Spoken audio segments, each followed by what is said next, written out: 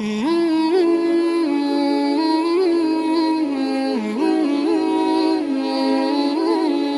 warahmatullahi wabarakatuh, everyone. Welcome back to another episode of the Islamic Defense Podcast. Today we're talking about Rationality Rules, who is apparently evolving into a full-blown woman. Then you're now a holosexual with an extravagant interest in nail polish. Although, it is pretty. Doesn't that make you gay? To the point where he started wearing a nail polish. Now I heard that apparently in the UK, tap water is turning men gay. So that would certainly explain this strange behavior. Wow. Amazing point. Regardless, jokes aside, we have a very special episode today. Today we are joined by Brother Moel to discuss rationality rules and his arguments for evolution. Now, in case you guys don't know, Brother Moel is a small YouTuber and he does various different Let's Plays. So with that being said, let's take a look what rationality rules have to say. The evidence for evolution comes from every branch of science that remotely interacts with organisms. Science! This includes, to name but a few, anatomy, science, biology, science, embryology, science, genetics, science, neurobiology, and paleontology. Science! Which in turn includes every subfield of these sciences, such as anthropology, science, biogeography, science, chronological dating, science, comparative anatomy, science, fossils, science, molecular biology, science, and the list goes on and on and on and on. Yes, science! The point being here is that everything we objectively know about the natural world both supports and improves the theory of evolution by natural selection, whether we like it or not. This is 9 proofs of evolution, why evolution is true. Okay, so Steve, or Rationality Rules here, basically is describing a paradigm. So in case you don't know, philosopher of science Thomas Kuhn, in his landmark second book, The Structure of Scientific Revolution, he argued that scientific research and thought are defined by what he calls paradigms, or conceptual worldviews that consist of past theories, classical experiments, and trusted methods. So basically, scientists have come up with a story. Anything that fits that story, they are accepting it, and anything that doesn't, they don't. Which is why you have these so-called evidences, when in reality it's pretty much an echo chambers.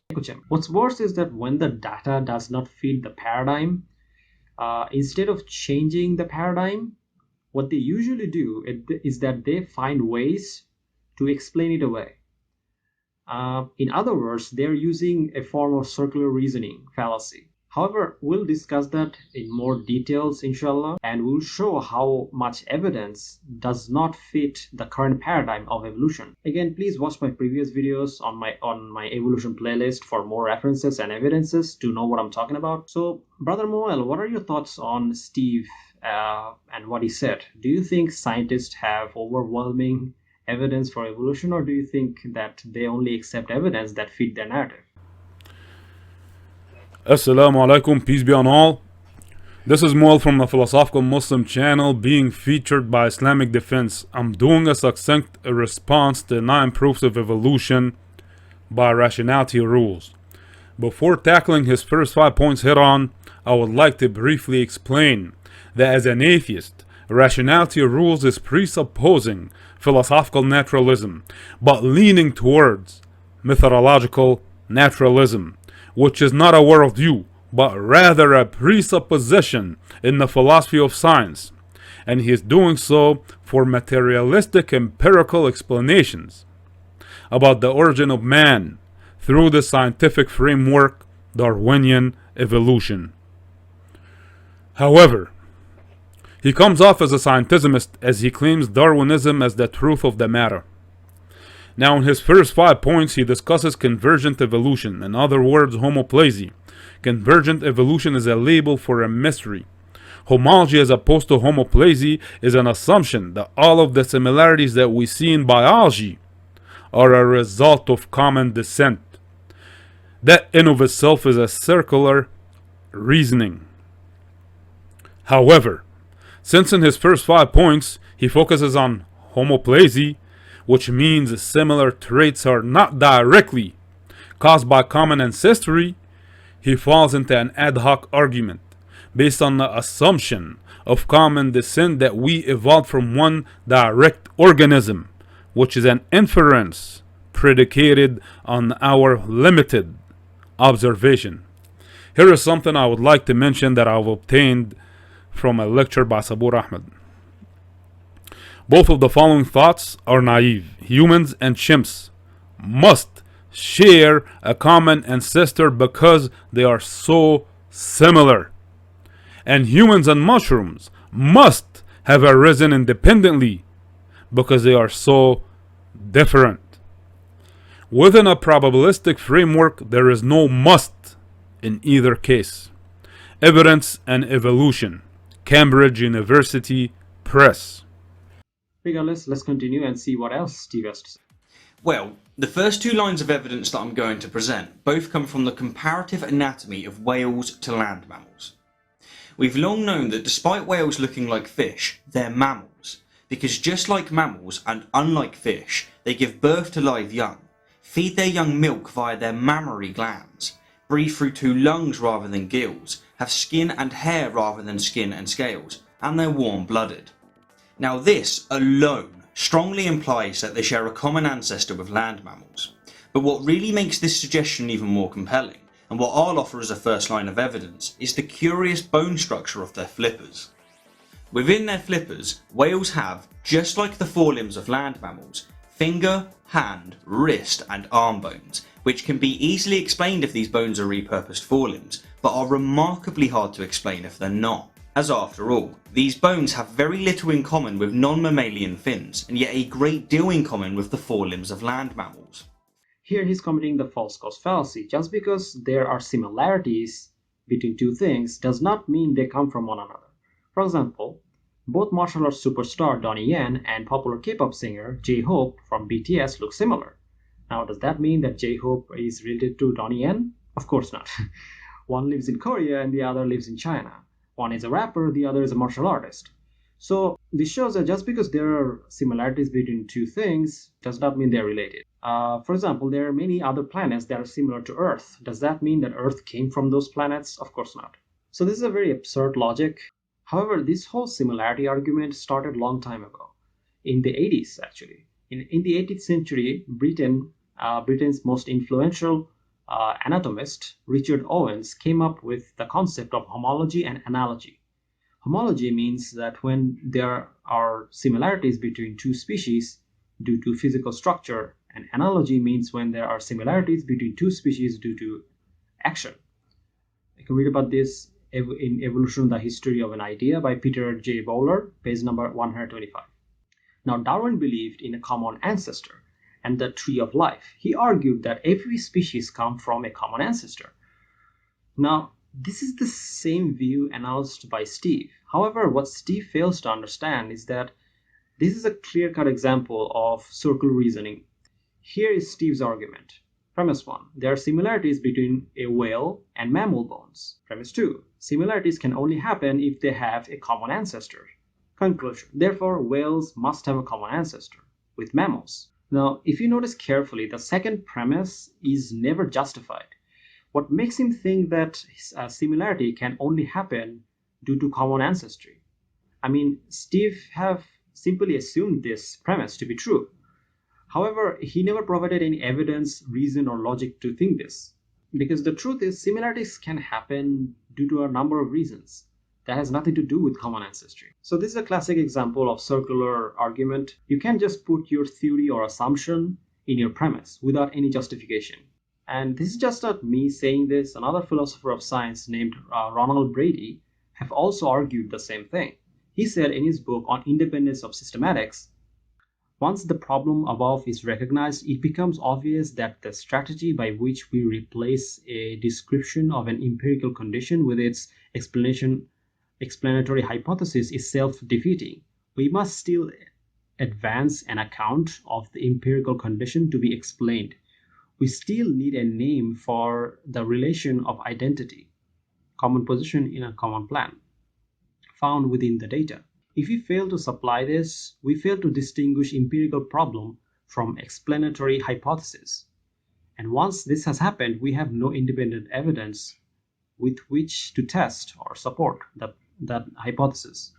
By making our explanation into definition of the condition to be explained, we express not scientific hypothesis but belief. We are so convinced that our explanation is true that we no longer see any need to distinguish it from the situation we were trying to explain. Dogmatic endeavors of this kind must eventually leave the realm of science. You can read about this on The Independence of Systematics, Volume 1, Issue 2, page number 113 to 126. So, since Steve's second premise is a hypothetical one, his argument does not follow and it becomes a non sequitur. Since you cannot get an objective conclusion from a hypothetical premise, his argument falls apart. If he has to make an argument, he can only make an hypothetically inductive argument, not a deductive one. Now, some atheists might say that then why does these similarities exist? Well, in a research paper titled What is Tree of Life, two Canadian biochemists named W. Ford Doolittle and Tyler D.P. Brunette said the following about Darwin's argument. So, agreement between trees would indeed have been some sort of proof of Darwin's Tree of Life hypothesis with two caveats. The first is that no widely accepted prokaryotic tree constructed on the basis of organismal biology was actually available for comparison. Microbiologists had given up the attempt to make one in the mid-1950s, and no one since has been foolish enough to reboot the effort. The second is that agreement of molecular and organismal trees is not really disproof of the theistic explanation Darwin wanted to supplant. Any sensible creator would surely use similar genes to make similar organisms. You can read about this in What is Tree of Life by W. Ford and Tyler D.P. This destroys Darwin's argument in two ways. First, there is actually no way to prove common ancestry or the Tree of Life because we have very little to no data on a very large number of species, including the ones that went extinct. I'll talk about it more in depth about this in a later section. And second, if God created everything, he can simply choose to create everything in a similar way. I mean, this would explain various different similarities between species. If you don't believe in God, then the same thing can happen in nature randomly. So Darwin's argument doesn't really prove anything, and this shows Dr. Zakir Naik in the end was correct. Evolution is just a theory. So this is just a theory, it is not a fact at all. Now let's continue seeing what else he has to say. Furthermore, and to invoke a second line of evidence, whales have strange bones that look like shriveled hip, thigh and shin bones where land mammals have hind legs. And some of these bones, such as these from a bonehead whale, even have what appears to be a ball and socket joint. Further still, paleontologists have found numerous species within the fossil record that have unique similarities with whales, but also varying sizes of hind legs. Now once again, these bones make perfect sense if they're vestigial and or repurposed, but they're very peculiar if they're not. Okay, now let's talk about another problem with the Darwinist claim about bones. Now it is called the problem of homoplasy. So in case you don't know, in biology there are species that look similar, very similar, and yet has no connection whatsoever. For example, the saber-toothed tiger looks very similar to modern-day tigers, right? Yet they have no biological connection whatsoever. This shows that just because there are similarities does not mean that they have a common ancestor. So we have no reason to think that whales and mammals are related in any way, shape, or form. Regardless, let's continue. Talking of vestigial traits, and to present a third line of evidence, a superb example can be found in all mammals, including you, and it's called the left recurrent laryngeal nerve. Without getting too technical, this nerve runs from the brain to the voice box, which should be a distance of a few inches. But instead it goes down into the chest, loops around a main artery and then goes back up to the voice box, which in the case of the giraffe results in a 15-foot detour. A mistake that no engineer would ever make. However, in animals without a neck, such as fish, the most direct route for this nerve is indeed by navigating round the artery. and hence, if mammals evolved from fish-like ancestors, we can easily explain why this absurd design exists. But if, on the other hand, we want to insist that it was deliberately created this way by a designer, then, well, we certainly can't call this designer intelligent. Unfortunately for our atheist friend, there is actually a very good reason why our voice box was designed this way. Casey Luskin in his article cites Gray's Anatomy to explain why this nerve in our voice box is so long. The article says, as the recurrent laryngeal nerve curves around the subclavian artery of the arch of aorta, it gives several cardiac filament at the deep part of the cardiac plexus. As it ascends in the neck, it gives off branches, more numerous on the left than on the right side, to the mucous membrane and muscular coat of the asparagus, branches to the mucous membrane and muscular fiber of the tragus, some filament to the inferior constrictor. You can read about this in Gray's Anatomy, page number 1081. Similarly, also in the 14th edition, page number 459. So in other words, the resurgent laryngeal nerve, or RNL for short, doesn't just provide nerves for the voice box, but it also provides nerves for the heart as well, which is why it needs to be longer. Otherwise, it wouldn't be able to do that. It wouldn't be able to provide nerves to the heart. The same is true for giraffe. For example, biologist Wolf Eckert says to innervate, which means to provide nerves to esophagus and trachea of the giraffe and also reach its heart, the recurrent laryngeal nerve needs to be indeed very long. I'll provide the link below. So we can see that there is actually good reason why this nerve is so long. So this is not a bad design in any way, shape or form. Also, here he's committing the faulty comparison fallacy. There is literally nothing in common between humans and fish that suggests a common ancestry. So this is an absurd argument. I mean, we humans can talk in dry land with our voice box. Can fish do the same? If not, then why would you even consider a comparison between a fish and humans? Now, again, to be fair, fish do communicate by making sound with their voice box. However, it's still not the same as human beings talking to each other, especially on dry land. Also, even if, for the sake of argument, I said that this is a bad design, it still wouldn't prove anything, because someone's intelligence has nothing to do with how they design things. For example, there is a very famous painter named Pablo Picasso. In the year 1937, he painted a picture named The Weeping Woman. Now, if you look at this painting, it looks ugly as hell. I mean, no one in the world looks like this when they cry. So does this mean that Pablo Picasso is a bad painter? Does that mean that Pablo Picasso is not intelligent? Of course not. Because if you look at his other artwork, his subjects look fine. For example, the portrait of Gertrude Stein looks perfectly fine. So what's going on with this weeping woman? Well, it's simply an artistic choice. He wanted to portray the pain of a country and its woman in warfare. So he simply chose not to portray them in a beautiful way. And that's his choice. However, that doesn't mean that he's a bad painter or that he's not intelligent.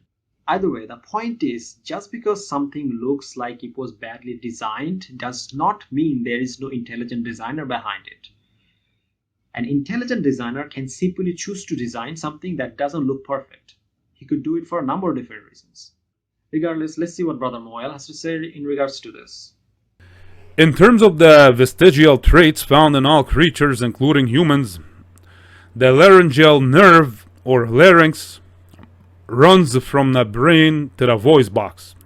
However, it is attached halfway down into the chest. To claim that it shouldn't be designed in such fashion is to superimpose your own metaphysical interpretation on such observation without considering the problem of induction. In other words, If you as a scientist evolved under evolution, you should not be intelligently designed neither. Then what would make you aware of what intelligence is?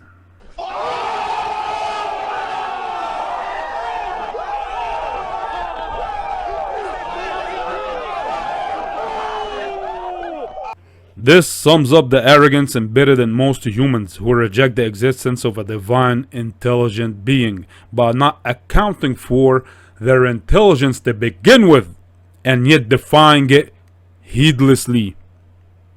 Take junk DNA for instance. It was once considered a vestigial remnant of our evolutionary past. Hence it was called junk. Philosopher of science Philip Kitcher and historian of science Michael Shermer used this argument against God and many other atheist scientists, including Richard Dawkins. However, little did they know that junk DNA was found to be largely functional. Thus, that vestigial remnant was not vestigial from the perspective of survival and reproduction. It actually had a function. Now, from a theophilosophical stance, take the larynx of a lion, for example.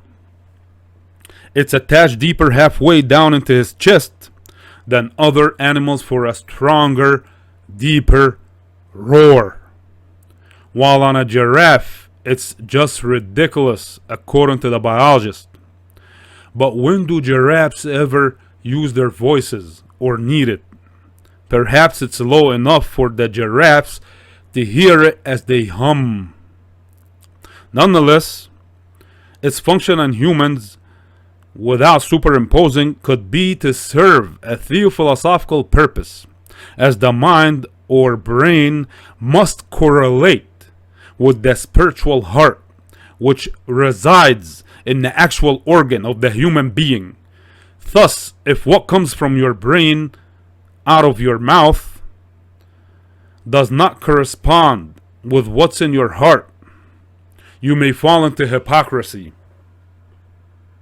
All in all, from an Islamic lens, we do not have a problem with vestigial organs, as this life is a test and is not meant to be a utopia. Hence, among humans, we have the strong, the weak, the disabled, the sick, and so on.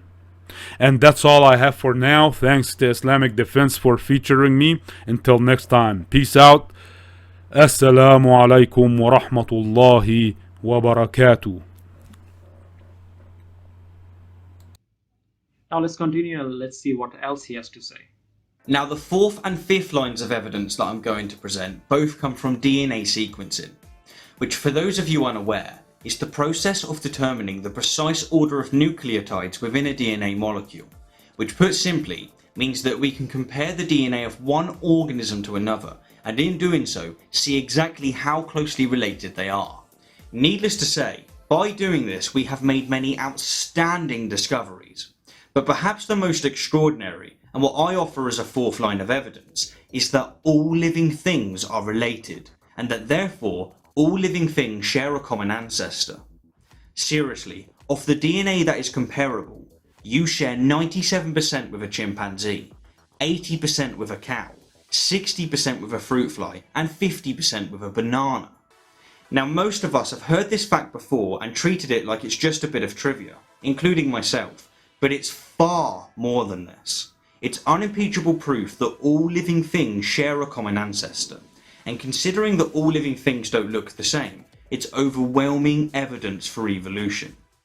And the second line of evidence from DNA that I'll present, and the fifth within this video, is that the closest living relative to cetaceans, which is a class that includes whales, is the hippopotamus, a land mammal that just so happens to share many very rare commonalities with cetaceans.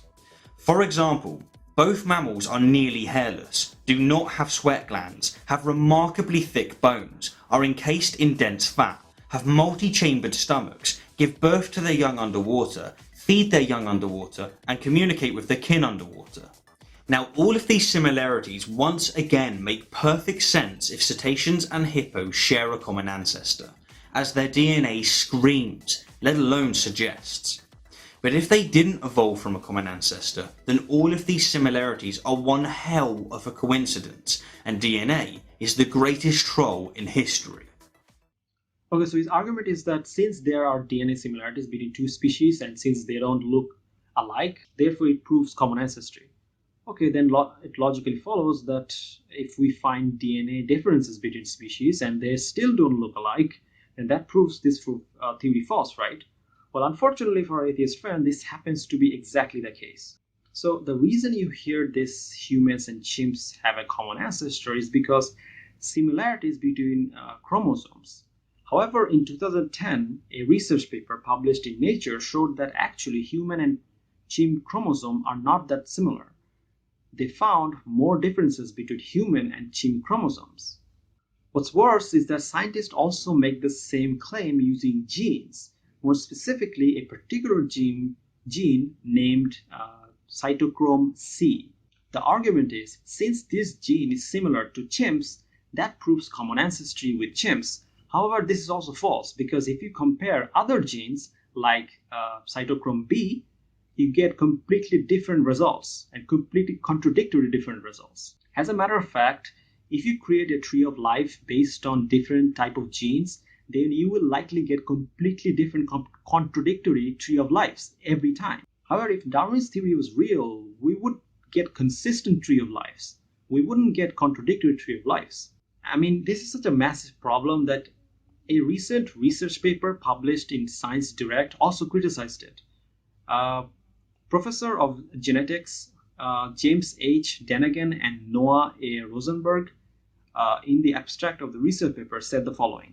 The field of phylogenetics is entering a new era in which tree of historical relationships between species are increasingly inferred from multi-cause and genomical data. A major challenge for incorporating such large amount of data into inference of species trees is that conflicting genealogical histories often exist in different genes throughout the genome. Recent advances in genealogical modeling suggest that resolving close species relationship is not quite as simple as applying more data to the problem. So in other words, Steve is committing the cherry picking fallacy. He is only showing you similar genes and ignoring genes that are completely different. So let me make this argument. Premise 1. According to Steve's theory, DNA similarities prove common ancestry. Premise 2. If we find evidence which contradicts this theory, it would be proven false. Premise 3. We see that recent studies shows more DNA differences between humans and chimps, and also there are massive contradictory tree of life based on different genes, which goes against Steve's and Darwin's theory. Therefore, since recent research shows more dissimilarities based on DNA and different genes, it proves Steve's theory false. Now, as for the hippopotamus example, he is again ignoring the differences. I mean, just look at their size. That alone should be enough to dismiss this whole argument, regardless. Now, Steve might argue that, but the difference is also due to evolution. However, again, that would be circular reasoning. What makes you think that evolution happened for this species in the first place? I mean, I already showed similarities alone does not prove anything. You have to assume that similarity can only happen due to common ancestry. And only then you can argue this. Otherwise, you can't. I mean, that's the only way this argument works. However, if you have to assume it, that similarities can only happen due to common ancestry, then that's dogma, not science. Now, let's continue. The sixth line of evidence that I'll present is the artificial selection of domestic dogs. It's no secret that most breeds of dog have the specific traits that they do because humans have deliberately or artificially selected which dogs get to reproduce, and in doing so, which traits are passed on to subsequent generations. For example, greyhounds have powerful legs, deep chests, flexible spines and slim builds because humans have deliberately bred dogs with these attributes. The same is true of the tiny height of chihuahuas. They are the result of humans breeding smaller and smaller dogs. And the same is also true of the giant height of Great Danes. They are the result of humans breeding bigger and bigger dogs. It may not seem like it, but domestic dog breeds alone not only suggest evolution, they demonstrate it. Now, as we've just explained, the selective pressure in the case of domestic dog breeds is artificial. It's humans deliberately selecting which dogs get to reproduce. But this raises the immediate question of what exactly selects which organisms get to reproduce in nature. And the answer is nature. Here, his argument seems to be that if human beings can do something, then it's an indication that shows that it can also randomly happen in nature. For example, if humans can artificially breed different species of dogs, then nature can also do it in the same way. Okay, so let's see if this argument is consistent. We know human beings are great at art and literature. We have written many epic sci-fi and fantasy books. For example, take this novel, Dune, by Frank Herbert. So since a human wrote this book, we should also be able to see many other great works of literature that randomly appeared in nature, right? So then my question is, how many great works of literature did you see randomly appear in nature? None. Because it's not possible. Just because human beings can do something does not mean it can randomly happen in nature. There is literally no relation with human beings doing something versus something happening in nature. So this is nothing but a fallacious and ridiculous argument. Regardless, let's continue. To further explain this, and to give you a few fascinating examples, I'm going to have Thomas from Holy Koolaid jump in. Enjoy!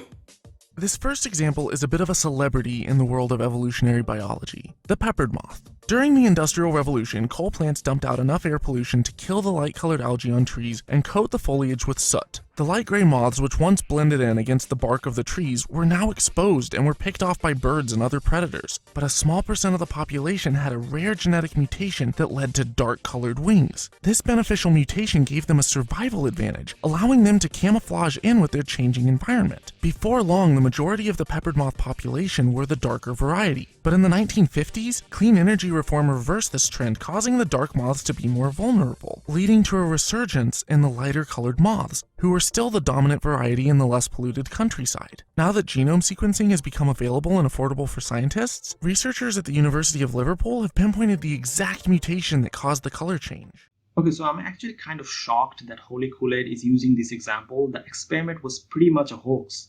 So according to Theodore Davids Sargent, a professor of geology at the University of Massachusetts, who performed the same experiment, said that it was not possible to reproduce Kettlewell's results. He also said that the birds showed no preference on moth on either black or white tree trunk. Judith Hooper, in her book of Moths and Man, wrote a heavy criticism and explanation of the experiment. Hooper argued that Kettlewell's field notes could not be found and suggested that his experiment was fraudulent, on the basis of Sargent's criticism, alleging that the photographs of the moths were taken of dead. So basically, she argued that the photographs were actually of dead moths, not real ones, alleging that the photographs of the moths were taken of dead moths placed on a log. She said that E.B. Ford was a Darwinian zealot. Can you imagine taking pictures of dead moths and pretending like they just made some huge discovery? I mean, this shows how low some of these Darwinists are willing to go to prove their religion. And you are a fraudster. Because this is an example of microevolution, which is small changes. This is not macroevolution or big change.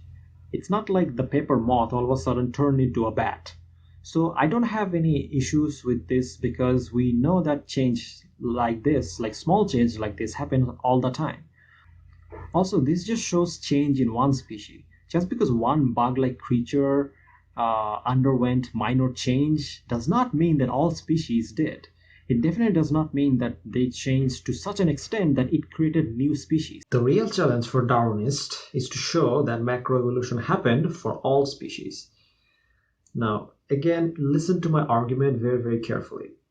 Darwinists have to prove that change happened for all species on a macro scale, in a big scale. Basically, they have to prove that Darwin's theory, period. Another excellent example of evolution in action is the silent crickets of Hawaii. To attract a mate, male crickets on the island of Kauai would rub their wings together to create a chirping noise. Several years ago, a parasitic fly entered their ecosystem, honing in on the noisy crickets and laying larvae inside of them that would eat them from the inside out. A rare mutation on the X chromosome caused some crickets to develop without the ridges on their wings required to chirp. Natural selection did its thing, and within just 20 generations, 95% of the crickets on the island were silent. When the flies migrated to Oahu a few years later, the crickets there independently underwent the same life-saving evolutionary change via a different mutation. This is another example of microevolution. Again, does not prove macroevolution. Also, here he is committing the cherry-picking fallacy. He is only showing you species that went through microevolution and ignoring species that never went through a macroevolution. Well, unfortunately for Holy Kool-Aid, we have many examples of species that never evolved. This type of in a macro level, this type of species are known as living fossils. Now, these species are ancient and truly a wonder to the world. One example of this type of species is called horseshoe crab. Now, this specific species lives near the ocean, and these species are nearly 224 million years old. That's insane. Can you imagine? I mean, they're even older than some dinosaurs, you know. So this is quite mind-blowing. What's interesting is that for such a long time, they still remain almost the same.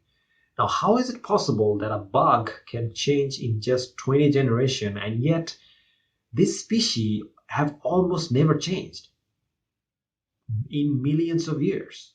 Now, I know that these particular species are, in danger. I hear that the locals, in the countries where these species mainly reside in, are eating them. Guys, please don't eat them. Okay, this is one of our strongest evidence against Darwinist. Okay, please don't eat these species.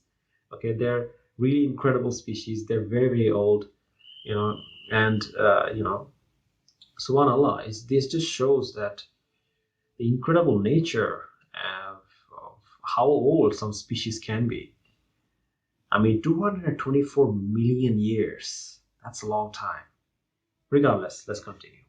Now that's all fine and dandy, creationists might argue, but those are all examples of microevolution, not macroevolution. Animals never change species or reproduce outside their kind. Which brings us to ring species. For this, we'll take a look at the greenish warbler of the Himalayas, which biologists believe migrated south to north, branching east and west around the mountains. As time passed, they evolved and adapted to their new environments, but by the time they met up north of the Himalayas, they were so different that they were no longer able to interbreed. Each bird reproduced with its southern neighbors all the way back around the loop, but they couldn't reproduce with each other. A textbook example of evolution in progress, if I've ever seen one. This is a lie. According to a latest research paper published in Nature, the greenish warbler cannot be called a proper ring species. That's because they did breed amongst each other. According to an article published in Science Daily, it says the greenish warbler, long considered an idealized example of a single species that diverged into two as it expanded its range, has a much more checkered family history than biologists previously realized. Ring species are a continuous loop of related populations, each adapted to its local environment with two terminal populations in the loop meeting, but now unable to mate.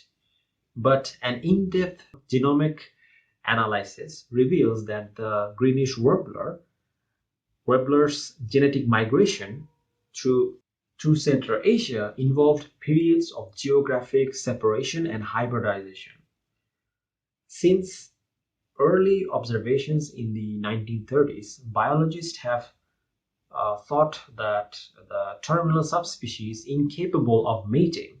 The new analysis show that the small regions of Western Siberian genome can be found in some of the eastern Siberian birds, indicating some successful hybridization between these two forms. So basically what this means is that these two so-called separate species actually interbred with one another. So the idea that it became some kind of a new species is false, since evidence shows that they did breed with one another. They did mate from time to time. Even if we say for the sake of argument that they cannot breed, it still doesn't prove anything. Because we know that among humans there are couples, husband and wife, who are sterile or cannot have children. Now, does that mean that these sterile people are now not part of the human species? Of course not. Also, what about a gay couple? I mean, they can't have children, so what? Now, does that mean that there are different species now? So, as you can see, this is a ridiculous argument. Now, the truth is that even if there were many examples of evolution, that still wouldn't prove anything, because scientists have very little data to make any bold conclusion. According to an article by National Geography, in all the time humans have been discovering and describing new species, we've probably only covered about a fifth of what is out there. A study in 2011 predicted that there are some 8.7 million species on Earth, and we have only identified maybe 1.6 million of them.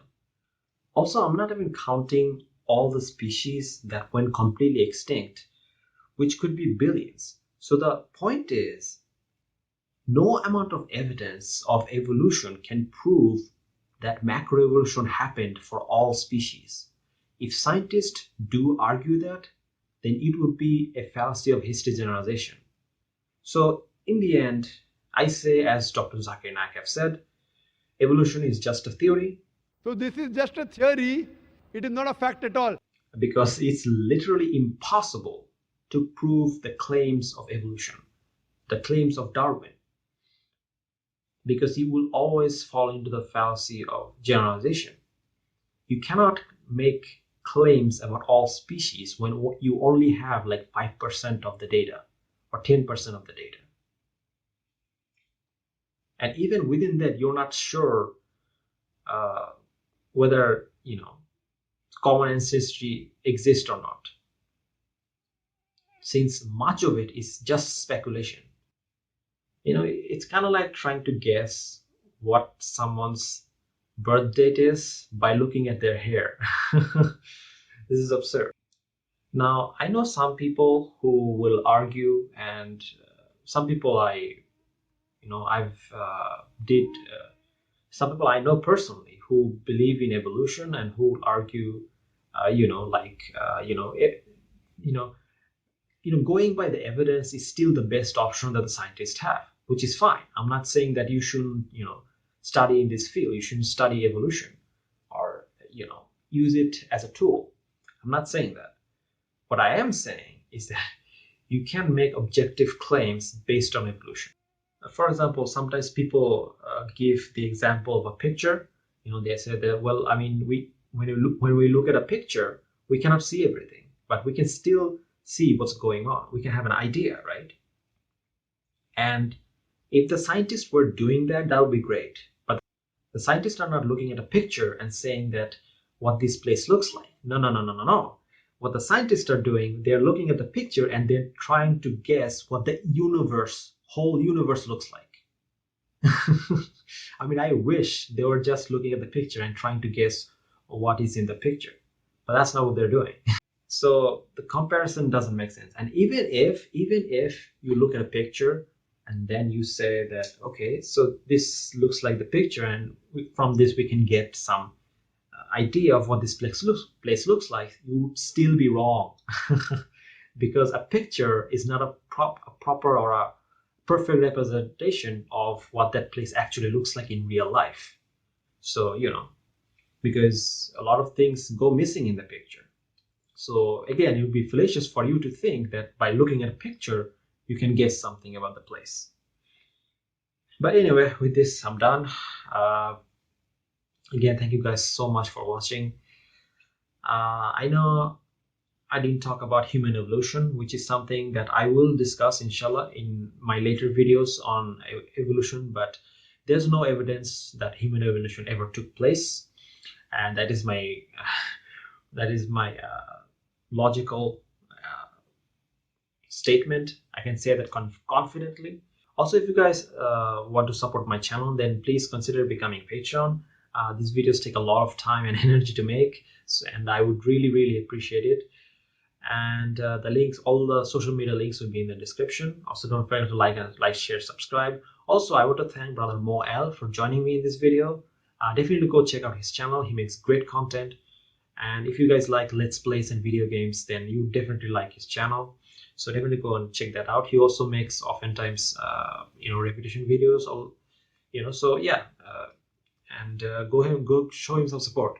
Instead of giving Angry Joe like billions of views, support small Muslim YouTubers. So yeah, with that I wanna end the video. Thank you guys for watching. Jazakallah khairan. Assalamu alaikum warahmatullahi wabarakatuh.